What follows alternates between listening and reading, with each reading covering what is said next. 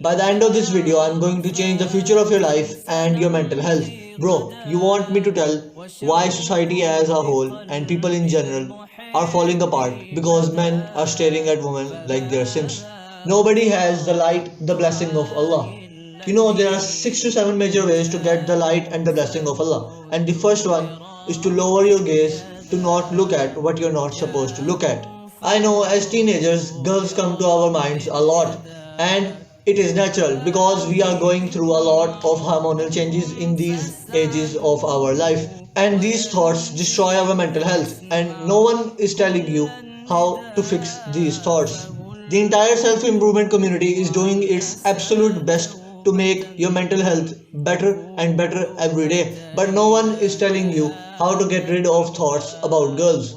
And if you get rid of these thoughts, you can see a boost in your mental health at least twofold.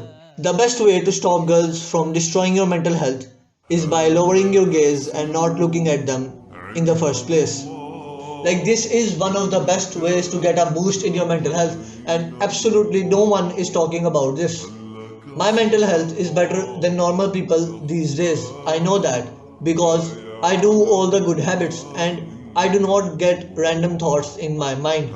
But the only remaining problem were these thoughts. And so when I implemented this technique, that is my lowering my gaze, all of these thoughts went straight out of my mind in minimum of 2 weeks. Sorry, max 2 weeks.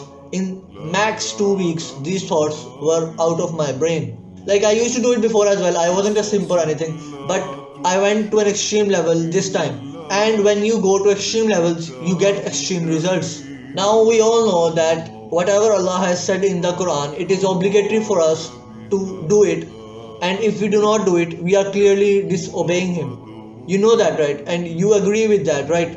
Now go to your Chrome and search Surah Nur verse number 30 and 31, and you will clearly see that you have been disobeying Him your entire life, well, your entire teenage life. And it isn't kind of your mistake because nobody told you about this. Well, even if somebody told you about this, they did not go to this extreme level, because when you disobey Allah, He takes the light away from your life. And you can see that whenever you start disobeying Allah in any matter of life, whenever you stop praying namaz, whenever you stop reading Quran or anything, there's just a sense of light, sense of blessing goes away from your life. Like, I don't have words to explain this, but I think you can understand it if you are a Muslim. I'm going to quote the best man in the entire universe, and he, peace be upon him, said, "May the curse of Allah be upon the one who casts evil glances and upon the one who presents him/herself to be looked at." Now, tell me, how can you be productive when the curse of Allah is upon you, according to the words of the wisest men in the entire universe? Like, he was the most wisest of ever to exist. And if he is saying this, peace be upon him, if he is saying this, then you can't be productive, bro, because you're not someone special or something. As a Muslim, you are obligated to protect the Muslim woman at times of war or chaos. But if you objectify women, then how the hell are you going to protect them? If you act like a kuffar, how the hell are you going to protect the Muslim woman against the kuffar? It does not work like that. You have to become a Muslim man to be able to protect Muslim women at times of war or chaos. Earlier in the video, I mentioned that doing this makes your mental health better. But if you do not believe me, go ahead and try this out for 2 weeks, and you will see that your mental health has at least gotten double. You don't get the anxiety thoughts anymore. You don't get random thoughts in your mind while you are working. Now, we are educated enough to know that eyes are a part of our brain. Eyes are not attached to the brain. Eyes are an extended part of the brain. And even psychologists say that all romantic relations start from the eyes. And it is even stated in the Quran that zina starts from eyes. And heck, zina does not start from eyes. Looking at haram is the zina of eyes. So lower your gaze and protect yourself from zina and from hellfire. As Allah in the Quran said, وَلَا تَقْرَبُوا الزِّنَا. Do not even go near zina. Now you might have a bumbling excuse that women are not covering themselves as they should cover themselves. Yeah, right, they are not. I agree with you, but it does not give you an excuse to not do your part of the deed. Because if someone is not doing their first, does it give you an excuse to not do your first as well? Like, how the hell can you even think that? What kind of stupid thinking is that? Like, you will be asked upon the day of judgment about your deeds, not the deeds of someone else, not the deeds of your neighbor or anybody else. You will be asked if you lowered your gaze or not. You will not be asked if other women covered themselves or not. It's their problem and they have to deal with it. And they have to learn how to deal with it. It's not our problem. Our problem is lowering our gaze, and we have to do that. And we have to learn how to do that.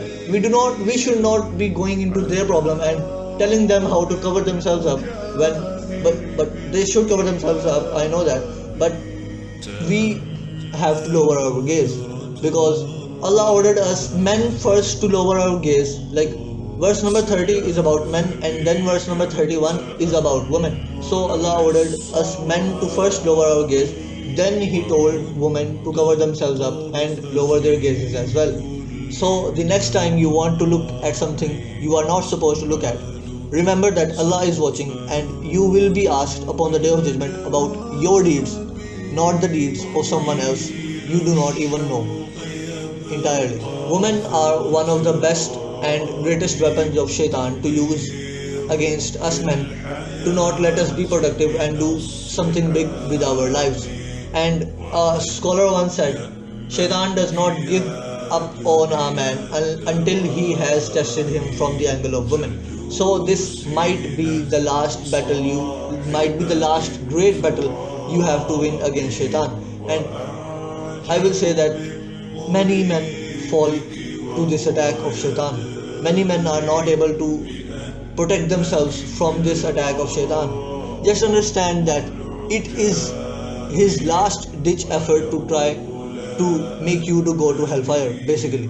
Like there is this story about Salahuddin Ayyubi, the great military conqueror who liberated Jerusalem from the hands of the Crusaders, that he did not let a man in his army in who was weak in terms of women, because he knew that Hospitallers and the Templars used women as their spies to get information from Salahuddin Ayyubi and his upper ranks and his basically his secret stuff and secret documents. And so if you and me were today recruits for Salahuddin Ayyubi's army, would we be able to become a part of his army?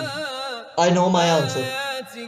I am asking you to look into yourself and ask yourself, what is your answer? Lowering your gaze is the best and the first way to get a source of light from Allah. This is why it was made first in Surah Nur, which means light. So if you want a magical and mysterious force to guide you through your life, then start lowering your gaze and do not look at what you are not supposed to look at. As actionable steps for this video, first go and ask forgiveness from Allah from the bottom of your heart if you have committed this sin through your teenage life. And secondly, Allah wants you to not look at what you are not supposed to look at. Lower your gaze even if the woman has covered herself up. You must control your urge to look at her, because the greatest jihad is to battle your own soul. And remember that, bro, you are not alone on this journey. I'm with you, and thousands of other Muslim men are with you on this journey of becoming better Muslim men every day.